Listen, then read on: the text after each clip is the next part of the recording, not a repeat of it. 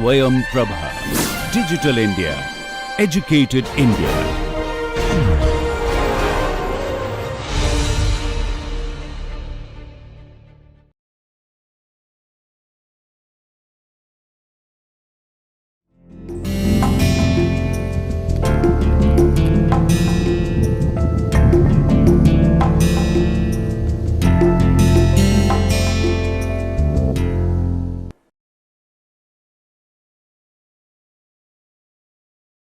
Welcome to this session on research and publication ethics.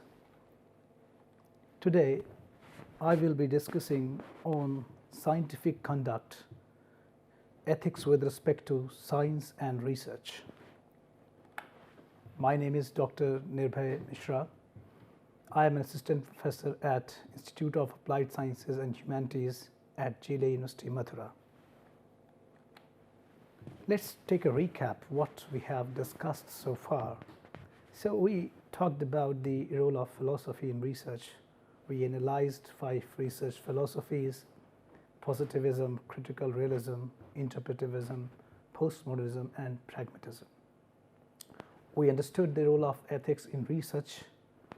We discussed about the moral judgment. We developed our understanding to prominent ethical theories. We comprehended the role of ethical theories in shaping codes of ethics for researchers in various disciplines like engineering, business and management, medical sciences, environmental and sustainability. So, after this session, what you will learn, you will come to know about the scientific conduct. You will also develop understanding what ethics means with respect to science and research, and you also develop understanding with science and morality. Thereafter, you will also develop the point of views in research ethics. There you will understand the concept like intellectual honesty and academic integrity. Further, you will also understand the codes of ethics for research practices, and then you will also understand the triple P model that includes people, planet, and profit. And then in the end, we'll try to analyze these all ideas in terms of a training based on ethical approval documents. So that's where you will come to know about the research ethics and scientific conduct in real practice. So let's start with this idea of what it means, the scientific conduct. So we have discussed in earlier session also what is scientific conduct and how it differs from a non-scientific conduct. So of course we have to understand, as you know, when we talk about the science, it is based on scientific methods, it is based on the facts.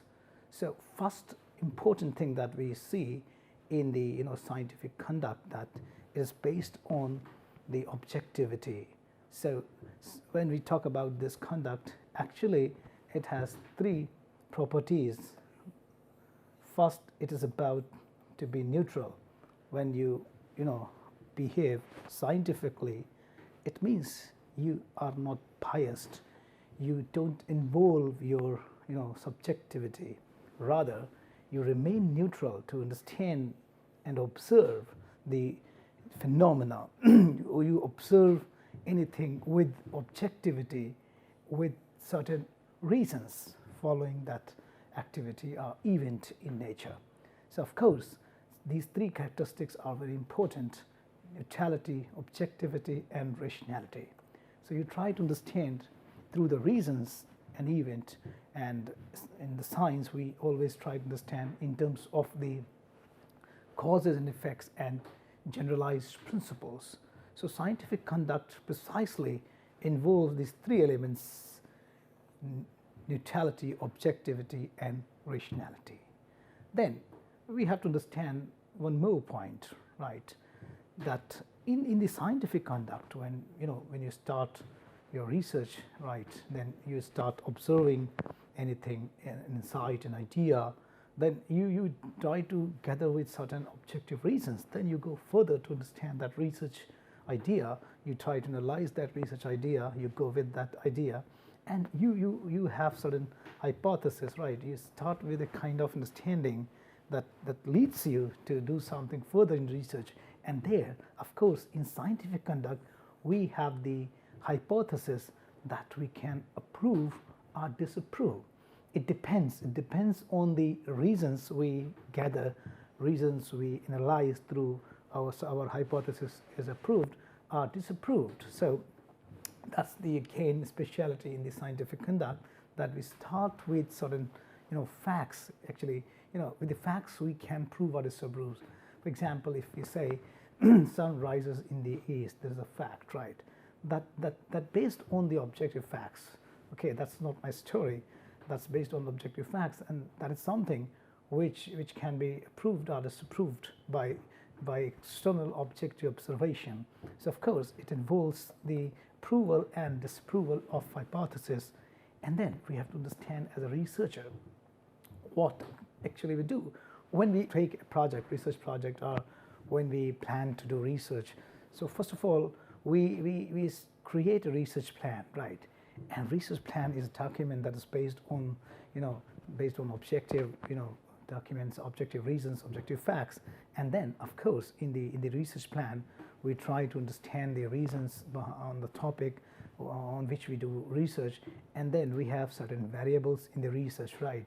We understand our research in terms of the different variables, like for example we can say that biofertilizers really made an impact on the plant's growth. So we have this hypothesis that we can prove or disapprove by observation, and if we see there is an impact of biofertilizers on the plant growth, then our hypothesis is proved.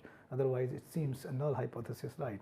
Again, in the research plan we have different variables, like we can take variables of age, right, gender, sex. These all variables we can analyze, certain research inputs, certain facts we can analyze, and we can evaluate according to those variables, and that these all things are objective, and they actually they give us reason to be scientific in our approach to understand our research plan in terms of objectivity. So when we talk about a research plan, it depends on certain variables that we can evaluate and analyze, we can observe in real-time situations in terms of the analyzable data. So these are important things in the scientific conduct, and in the research plans we all have the variables when we study, then we can evaluate those variables in terms of our quantitative data or data study, and then we can analyze the data. So these all characteristics actually leads to make our research a scientific conduct. And let's take the example. Let's try to understand these two. Let's take two examples right here. So if we say is God a fact, then actually we cannot have any neutral account to this. We cannot have any objective reason to establish that God a fact, because it's a religious fact, and it's not a scientific fact. We cannot perceive, we can't have any sense experience to this fact. Even we cannot have any instrument to actually to understand this fact. So when we talk about that, on the other hand, is COVID fact, then of course we can diagnose COVID infection in terms of the testing. We can have the test of our saliva, we can have a different test, blood test even, and therefore we can actually establish this fact that COVID-19 is actually a fact. So that's where we have to understand there are some scientific facts and there are non-scientific facts. So scientific facts are those facts for which we can have objective reasons, and those facts can be approved or disapproved. We can have certain hypotheses where we can have the we can see the impact of the two variables, and then accordingly we can either nullify or we can adapt alternative hypothesis to go with our researches, right? And then of course we can evaluate, we can observe, we can analyze the data. So it's of course about the data, we can have objective data to make our research fit, and it enables to qualify for the scientific conduct. So again, we can have, in terms of the data analysis, when we talk about the God, what kind of data we can have to analyze and to observe. It's really impossible we can have such data, because the way God is defined in the religious text, we can't have such data, right? And when we talk about the COVID-19 data, of course we can have a data and we can analyze and we can observe, and these all characteristics, neutrality, objectivity, rationality, approval and disapproval of hypothesis, and in terms of study, in terms of variables, we can evaluate, we can observe, we can analyze. These all features, they go to create the research as a scientific conduct. Let's go further. So here let's try to understand how we can understand further research as scientific conduct. When we talk about our research as a scientific conduct, right? So we discussed earlier, right? We discussed in terms of the research philosophies, right? We talk about in the previous discussions. So first we talk about the positivism, right? Positivism. So positivism actually establishes the fact that we have to have the scientific method to understand, and there we can have the something which is a fact, either can be true or can be false. Again, we see the point of the point of objectivity, neutrality, and and rationality involved in positivism. And then we analyze the critical realism, and we analyze the interpretivism. We further analyze postmodernism, and we analyze the pragmatism. So what I want to say by these discussion, actually, because when we adapt a research philosophy, right, when we take a research philosophy into account, right, that we have discussed already in the earlier discussion, when we take this research philosophy and then we move with the understanding of any research area or any topic, there actually we develop a kind of scientific conduct. So research as a scientific conduct, we have to understand, is involving with a kind of practice. This is based on the objectivity, rationality, and factuality. Along with that, you also take some research philosophy, you adapt this philosophy to develop your research point of view. And there we also talked about that you start with the ontology, right, in earlier discussion, and you try to understand that the being of that thing, the nature of that thing, and then you also understand the epistemology. You talk about the epistemology, you try to understand in terms of the principles of knowledge, and then you move to the methodology, right? You move to the third methodology part. You adopt the method to understand and analyze, and according the method you have the data, right? And according to data you have the outputs in terms of the data. So you try to understand here, right? And so in terms of data, you have the outputs, right? Then actually you can analyze the data. So this is a typical process. This whole process involving with the hypothesis, research philosophy, and this all steps and characteristics, they actually qualify the research as a scientific conduct. So now let's try to understand in what ways research as both scientific and ethical conduct. So let's try to understand in terms of this Venn diagram. Okay, so we talk about the scientific conduct, right, that is SC, right, and ethical conduct, that is EC, right, and then we can talk about the RC, that is the research conduct. Okay, so that is about the research conduct, right. So let's try to understand the research practice is not only a scientific conduct with procedures and characteristics that it involves, that we talked about, and the research philosophy that it adapts, but also it involves with certain ethical practices and ethical values that we will discuss further, because scientific conduct involves the scientific procedures, and scientific methods, right, and the data analysis, right, objectivity, neutrality, rationality, and factuality. But of course it also involves some ethical principles, and which are really necessary, because all the research practices, even though they are they are done through the scientific methods, but they make an impact on society. They have impacts on environment. They have impact on on animals. They have impact on human health and quality of life that we will discuss further in the session. So of course we have to understand that scientific conduct or research conduct, precisely we should understand, must involve both. It has to be not only a scientific conduct but also an ethical conduct, and that we'll try to understand further in this session. So now let's talk about the ethics with respect to science and research. Then when we talk about the ethics in science and research, we have to understand the very first concept, and that is duty to science, to society. So these are the steps and factors that we will be discussing in this lecture.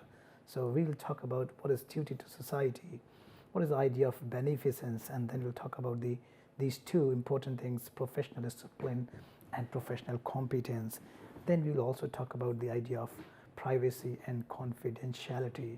We'll talk about the non-exploitation, non-discrimination, and we'll talk about the integrity and informed consent, and in the end, that is a very interesting idea, that's about the conflict of interest. So these are the factors we have to understand as a fresh researcher, what I call, right? Not only we have to understand in terms of the research practice, but also we have to understand in terms when we write research or when we submit a paper, right? Then we have to again very closely look at these all important details. We have to check these all ethical rules and approvals that I will discuss. So it's not about only conducting the research practice. It is about writing the research or sending a paper for publication. There you have to understand these all ideas, how ethics is important in the scientific research. So let's start with the first, duty to society, what it is. Okay, so research community has to be socially responsible in their research communities, right, activities. So research communities must be socially responsible in their research activities. So communities like like engineering researchers, right, like research in medicine, research in the science and technology, research in the social sciences, even research in environmental science and sustainability. These all research communities, they actually directly or indirectly impact society. So research activities in business management, engineering, medical sciences, environment, and sustainability have direct implication to social behavior. They impact social behavior. They make certain changes to social behavior. They have impact on human health and impact on quality of human life. And that we can understand through these 6 basic principles of medical ethics.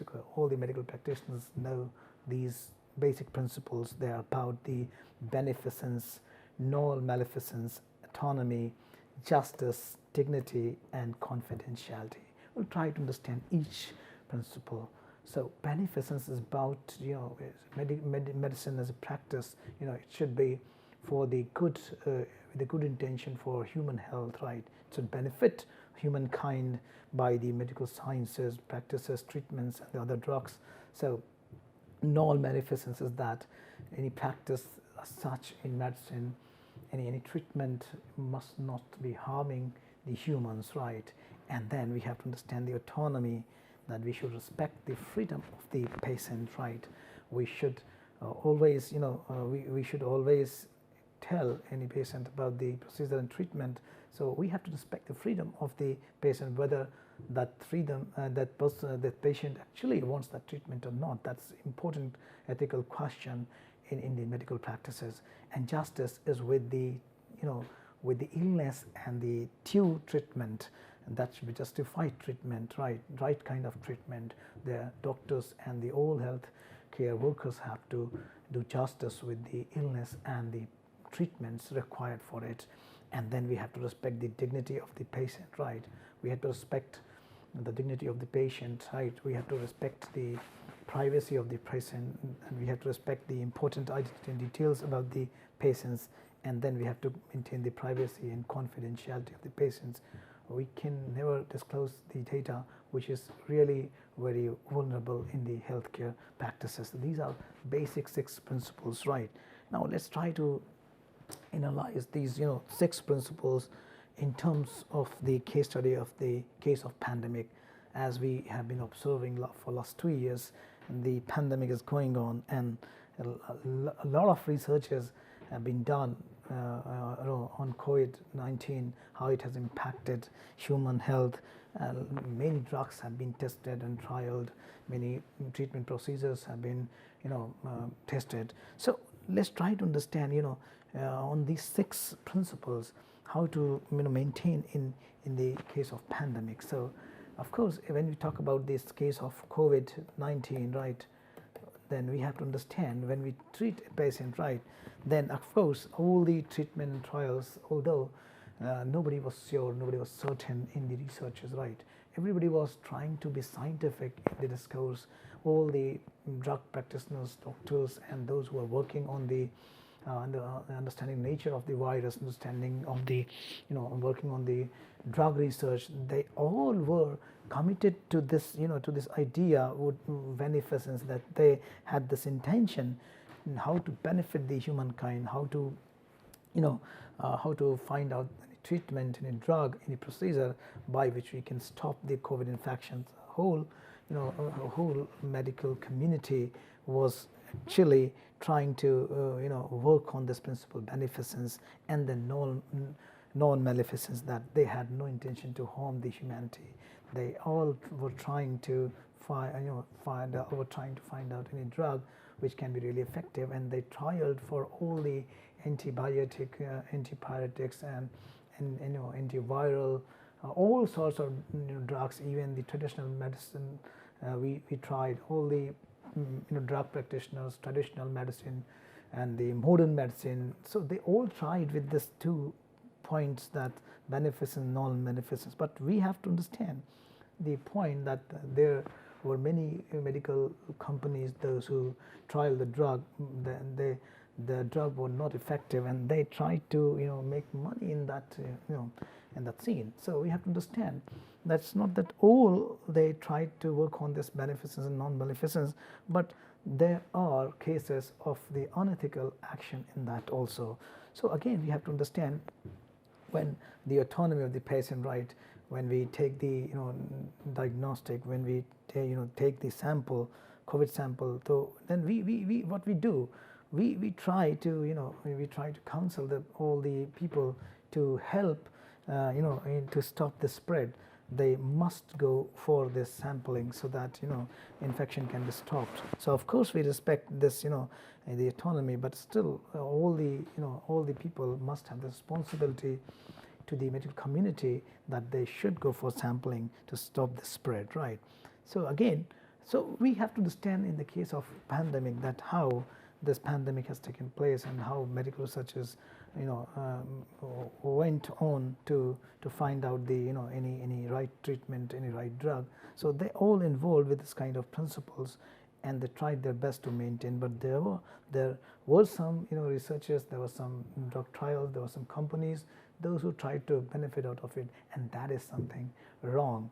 Even any research is motivated to make profit only out of this pandemic is wrong by intent, and that does not qualify the very idea of the medical ethics. So we took this case study only to understand this medical ethics, and these are the ethical codes of conduct in a practice. Likewise, we can have the codes of conduct, codes of ethics in different other practices, not only the medicine and medical practice. We can talk about the same in the legal practice. We can talk about same in the business practice also, where have to maintain the integrity, you have to maintain the informed consent, you have to maintain the honesty in the profession. So ethical codes are almost, they are same to all profession, and they are same for all kinds of researchers. Now let's talk about the further idea in this ethics in science and research, that is the idea of the professional competence and professional discipline, right? So let's talk about the professional competence, what it means. Look, we have to understand there is a professional competence that we can say PC, right, and we can have the ethical competence, right, EC.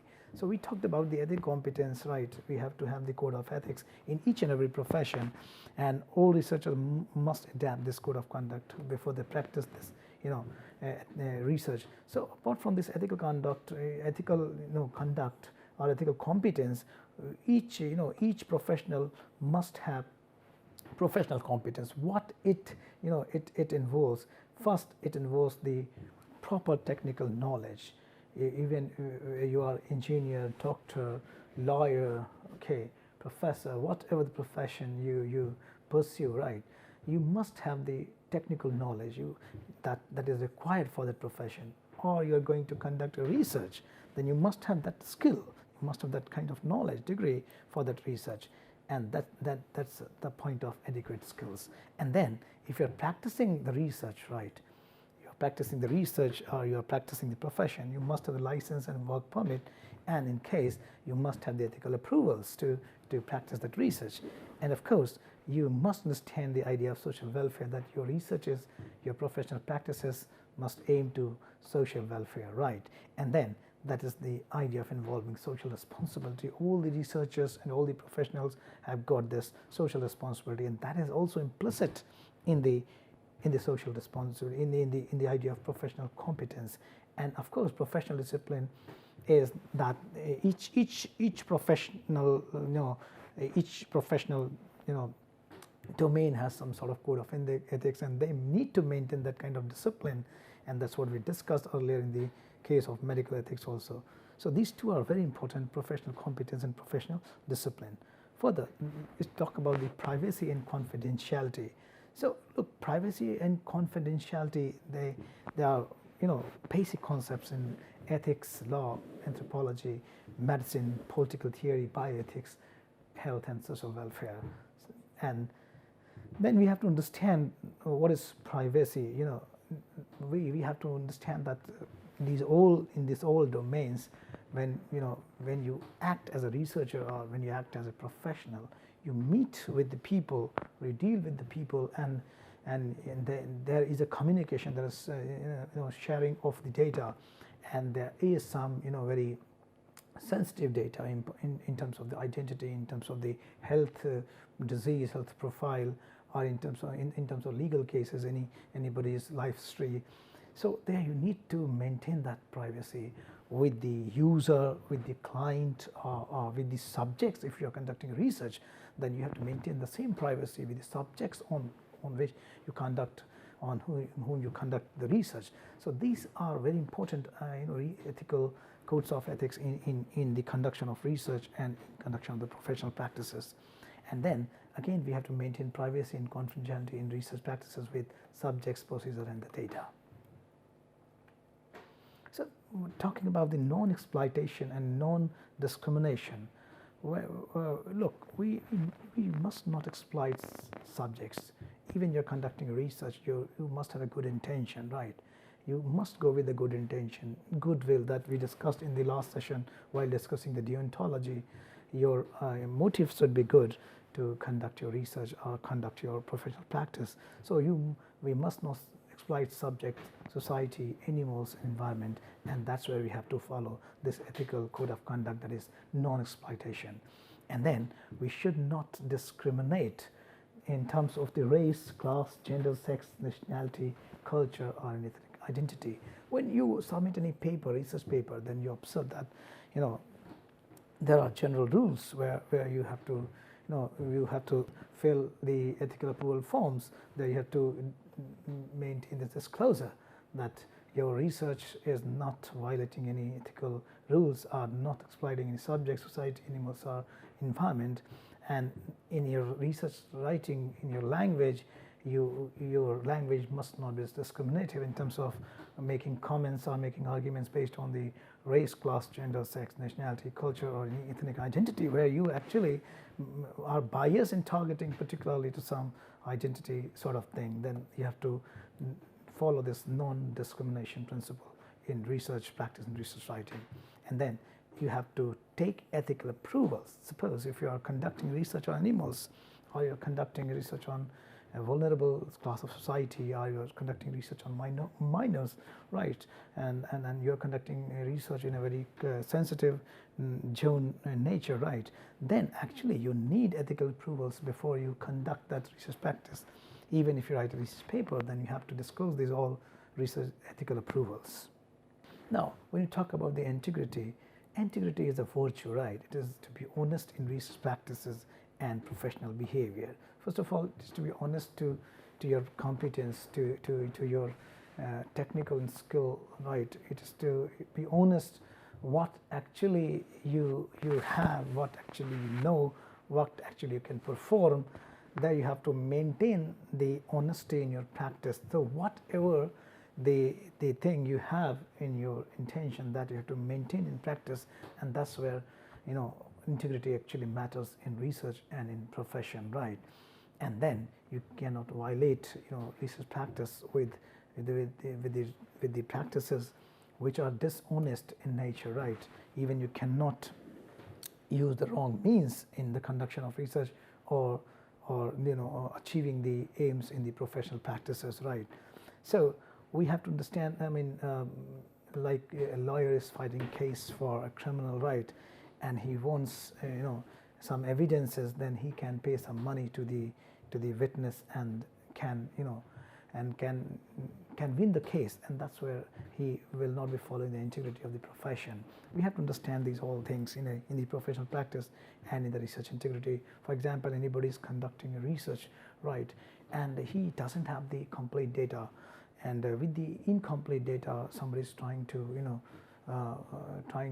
generate the conclusions and trying to show that as though his research is complete. That is again violating the integrity of the researcher's skill or the knowledge or the data deficit. Okay, so again we have to understand the informed consent. Informed consent is a process in communication when you take the consent before practicing any research or performing any healthcare services.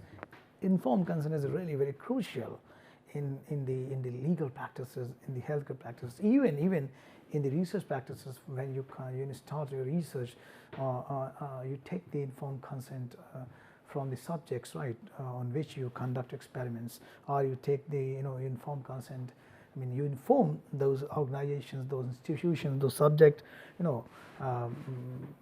where from you are going to conduct your research. So that's also a very important idea, ethical idea, informed consent in research practice. So let's talk about quickly about the intellectual honesty and research integrity. So first of all, this is something, ethics in scientific research, we have to understand. What is intellectual honesty? Look, we all have some kind of knowledge, and we practice this knowledge as a researcher, as a professor, as a lawyer, as a doctor, as an engineer, as a journalist, right? We in all these kind of practices, professional practices, we have to understand, we have to maintain the honesty, right? And we have to actually, we have to present, or we have to act in such a way we are representing the reality. Okay, we cannot misuse that reality. So first is the good faith. You have to maintain a good faith in the profession, right? And that's the following the integrity and maintaining true belief system. That's where you maintain true belief system in your practice and right intellectual pursuits. Okay, so research, teaching, publication, reports, debate, journalism, telecommunication, even showing the graphics, using the graph, these things in the research materials, social media, scientific data, they should and they must present what actually they present. That is the point. We should not play with these all things. We should not mislead.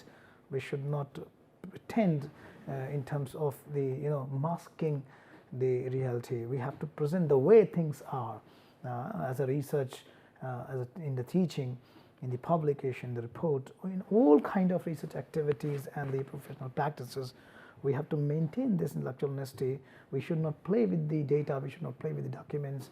We should not tamper with the other other research materials. We should not use these for wrong as a wrong means. We should not use unfair means even to conduct our these all research activities or professional practices. So, and again we have to maintain unbiased ideologies.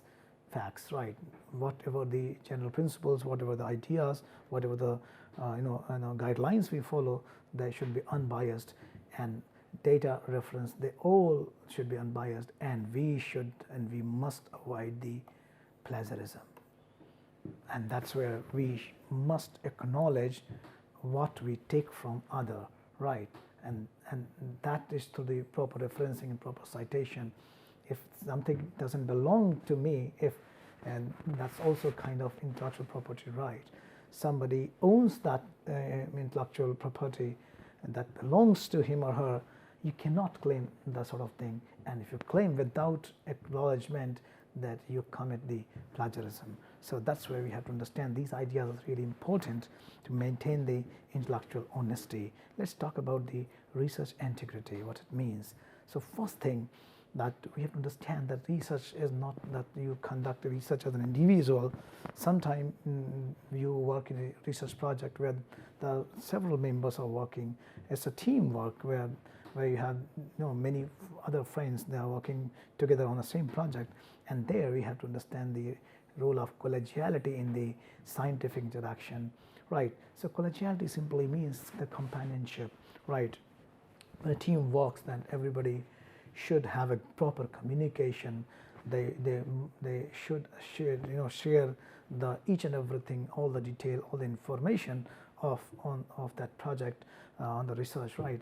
And that is also a kind of research integrity, because everybody should be well informed on the research projects. So they must have a proper communication and sharing of the resources. And then again, when it comes to the peer review, right? Suppose you are reviewing a paper of your in the research community, or you are reviewing any project, then you must be fair to that. You must not involve subjectively, or you must not be biased to these practices we see in the research publication, that we give the names of those who we know actually, and we try to we expect some kind of favor, but that is wrong, because we have to have a fair peer review in order to maintain the research integrity. Even that is to maintain the intellectual honesty of that someone, and it is also to understand to maintain that professional competence we have discussed earlier. So we must have this fairness in the peer review, and then again we have to understand accuracy in representing contribution to research proposal and reports. That's very important thing, right? Because we have to understand the who is contributing what, and that should be properly acknowledged, right, in our research proposal and reports. And that is also a kind of a factor in research integrity. That's a characteristic in the research integrity. We have to accurately represent the contribution of each member of the research team in terms of the research proposal and reports. When we prepare, we have to acknowledge and we have to give that what one deserves, right? And then of course proposing, performing and reporting research also involve research integrity, and there you have to propose the right data, right facts, right procedure, right ways of the conducting the research, right? And then you have to perform with the proper principle, proper guidelines, proper ways of the research, and then you must report the way research is all about based on the objective fact, unbiased fact, and the reasons, right? And then in the end it also involves the protection of human subject, animals and environment, and it is about the conflict of interest. That's an important idea. Look, in the research integrity we have to understand conflict of interest. That means if a team is working and all team members must be very clear about the interest, but they must not have any conflict in between. Or you are working on in a research project and somebody else is working on a research project, you may have some conflict in terms. That's why when you submit your project or research paper where you feel that there is conflict with some other other team, research team, or conflict with some other peer reviewer, or other sort of conflict with any organization, you must disclose it properly. You must clarify to the journal, to the patent registry body, So you must understand what is conflict of interest. You must resolve it. If it can be resolved, it's very good. If it cannot be resolved, you must disclose it, you must inform it, right? And then we have to maintain the mutual responsibility with investigators and research teams. So of course, any research project is going on, then it's a mutual responsibility that your research is conducted properly, and investigators and research team has to be honest in your investigations in the conduction of research. So this is also important things that we have discussed about the intellectual honesty and research integrity. So going to this slide on triple P model, and that's very general understanding. All the researchers must take as a thumb rule that you have to understand that when you conduct a research or you conduct a professional practice, you have to understand people, planet and profit, right? These three are very important. So people is about the social responsibility. The whole research practices and the conduction of research must be socially responsible, and they take care of society that we have discussed already, and they also take care about the planet. That's the environmental responsibility. They must maintain the sustainability. As we see, we have the SDGs, right, these days, right? We have 16 SDGs. So whenever you are conducting research or you are practicing research, you must understand your research is somehow try to impact SDGs or have some effect on SDGs. So must understand SDG involves social responsibility, it involves the environmental responsibility. So here I am giving emphasis on these SDG 16 goals, right? So we have to understand the purpose of research. Of course, it has to be it has to be conducted scientifically, and it must involve ethical principles, codes of ethics. And these all ideas what we have discussed, but we have to understand the SDGs 16 goals. All researchers must understand these goals, and that is the ethical responsibility of the research community is also to achieve these goals or to contribute. All researchers must contribute. So these goals actually involve the social problems like poverty, hunger, education, and the children issues and the gender issues. And then it involves about the urban development, it's about the environment, it's about the water pollution, it's about the air pollution. So there are many issues where all the researchers must focus this time. And then you see that all the good journals, they are now emphasizing on SDGs. They have taken some SDGs for their research development, and they ask for the paper contribution on the SDGs. So this is a really interesting idea to work for the SDG research, and all researchers have this social responsibility, ethical responsibility to contribute for the SDG researchers, so that we can actually achieve these goals, and they are really necessary for the social life, human life, quality of the human life, human health, and the development of the society, children, and the women.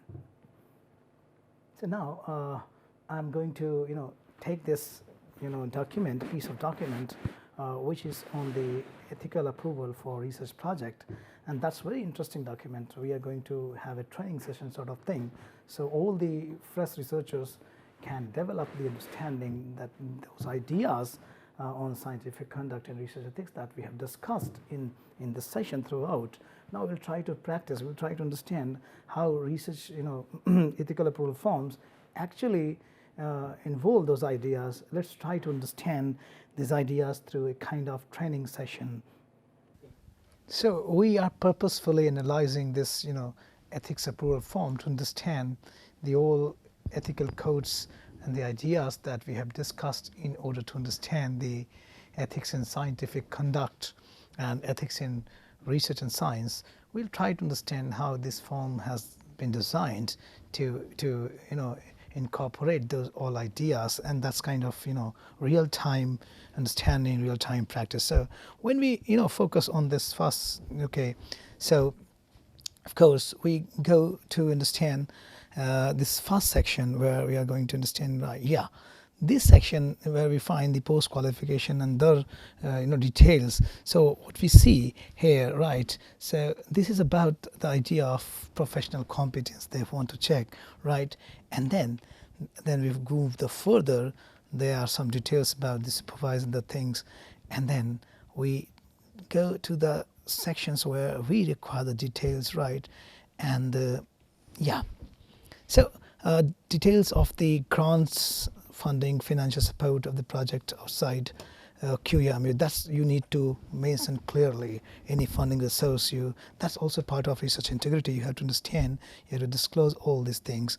And do you plan at any stage the project to undertake research involving adult lacking capacity to consent for themselves? Here comes the idea that we have already discussed. That is, we talked about informed consent, right? That we talk about this idea earlier in our discussion about the informed consent, that we see it involves in this research ethical approval form. So we are trying to focus on those things which are really important in the research practices. Here again we see, do you plan to include any participants who are children? So for the minor, again, you have to very careful. That's the ethical responsibility when you conduct a research, to disclose these things and to maintain all the ethical codes concerning your research is right.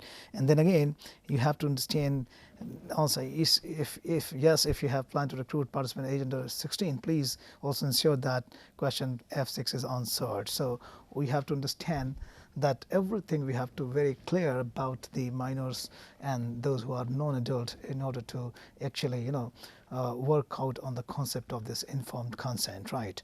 And then we'll try to understand some other questions, right? Look, again, when we talk about do you plan at any stage the project to work with human tissue samples, human biological samples and data, look, again, they have to, we have to maintain that we are not going to harm any subject, any animal or any human. And that's where again we have to, we have to take it seriously and we have to disclose it in the form. We are trying to focus on those things which are, which we have discussed in this session, and they actually find in the ethical approval forms, and that we have to understand, right? And these are really important thing, right? And then again, you see what is justification for scientific justification. Look, the scientific justification you have to give for your research, and that's why you have to prove that the conduct is scientific, and that's also about the professional competence of your research area. Again, when we talk about the other question like the design and methodology, that's not important for our discussion. Okay, so yeah, so does your research include the use of people as participant? That the triple P model we have to focus. We have discussed this triple P model, and then we have to concern with the people, and that's where they are emphasizing on this people as a participants, right? And then do your research include experimental use of live animals? Then again, you have to understand about the animals. You have to protect the animals, protect the people that we have discussed in earlier discussions. So again, when we move, look, this question, does your research involve experimenting on plant or animal matter or organic matter? Again, they are maintaining the same rule that we have discussed, protecting animal, humans and environment, and that we have discussed. So let's try to read these things, try to understand these ideas that we have discussed, how they are configured in this ethical approval form. So to understand, does your research include the analysis of document or of material in non-print media other than those which are freely available for public access? Again, they are trying to maintain that there is public access of a document or not. Then we have to move the further questions. Will any restriction be placed on the publication of results? Then again, you have to mind the privacy of the researcher. So again, they ask this question in the ethical approval. And then in terms of the results, right, publication of results, right, so again they talk about the how long will personal or personally identifiable data be stored or accessed after the study has ended. That is again minding the privacy that we have discussed in the research. Okay, so again we have to understand in terms of the reasonable procedures they have maintained over here. So we are just trying to understand that how these ethical approval form actually involves those all ideas that we have discussed, the ethics in research practice and scientific conduct. So we are moving further with some questions, right? How long will your stored research data generated by study, right, state if the data will be stored and for an infinite time period? Again, that is informed consent, right? Journal is taking from a researcher, right? And then please give the details for the short term if you want to mention the data for the short term, right?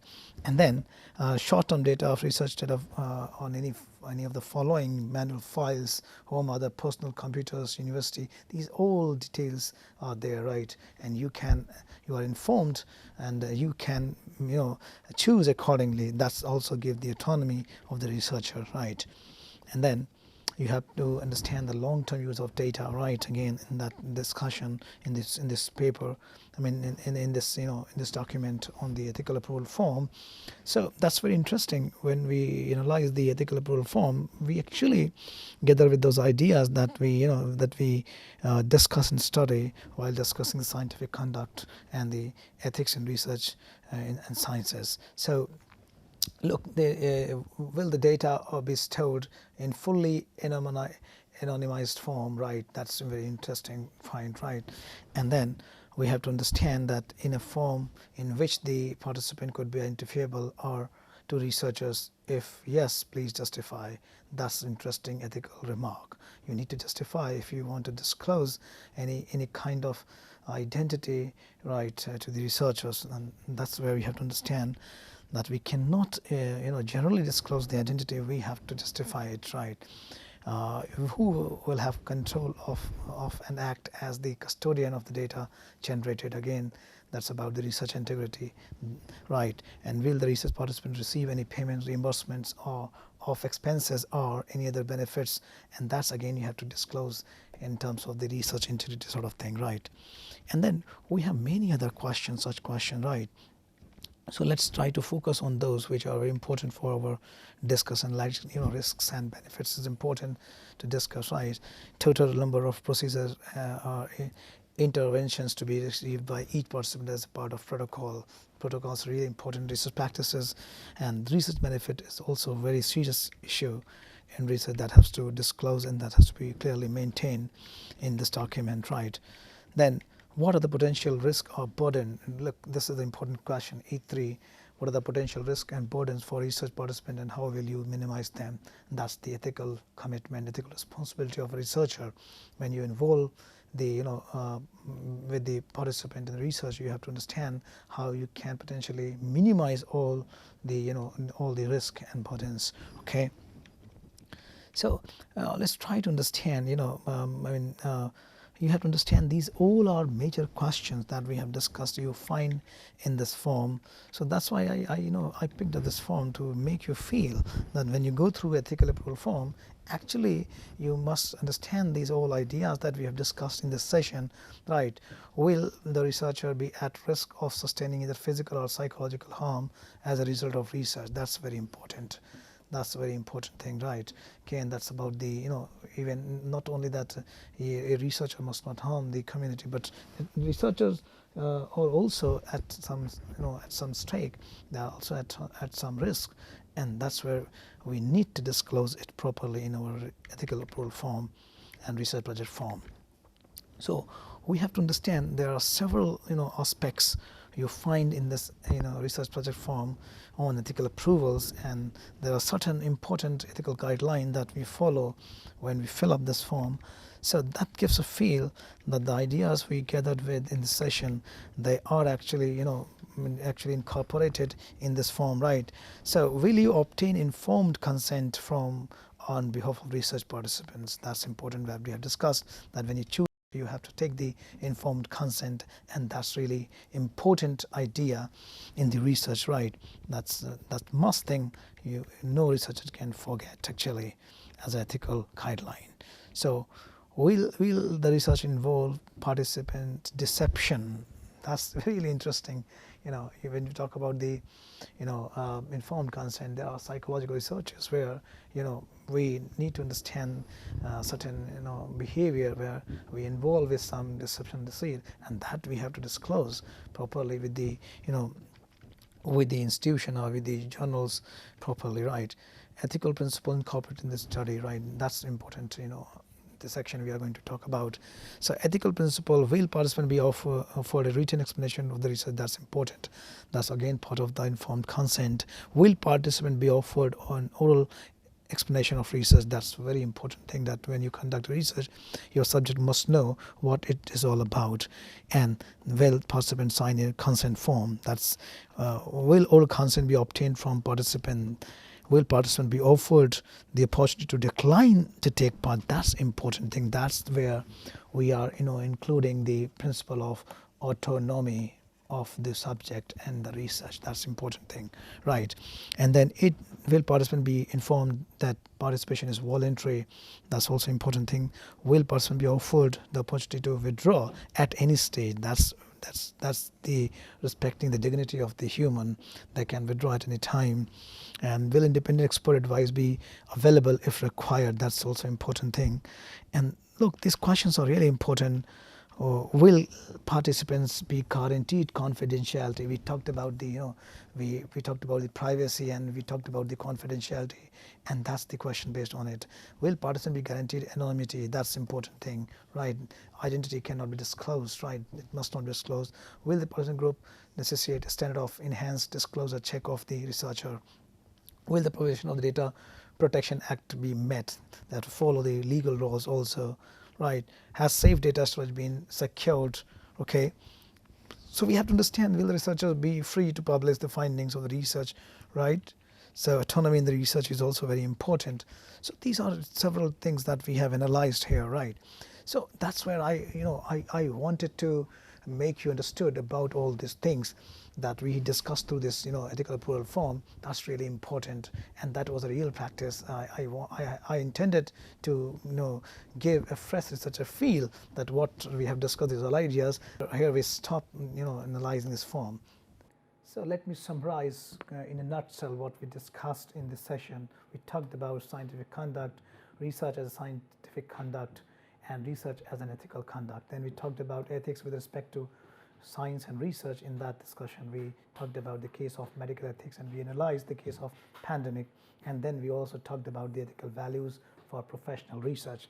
Finally, we talked about research ethics in scientific conduct. There we talked about intellectual honesty, we talked about research integrity, we talked about triple P model, and in the end we analyzed the document ethical approval form. And in that discussion we tried to understand research ethics and scientific conduct in practice. These are some references. I acknowledge the source that I took for this form from Queen Margaret University has been used for teaching purpose, and source has been cited for the same. Thank you.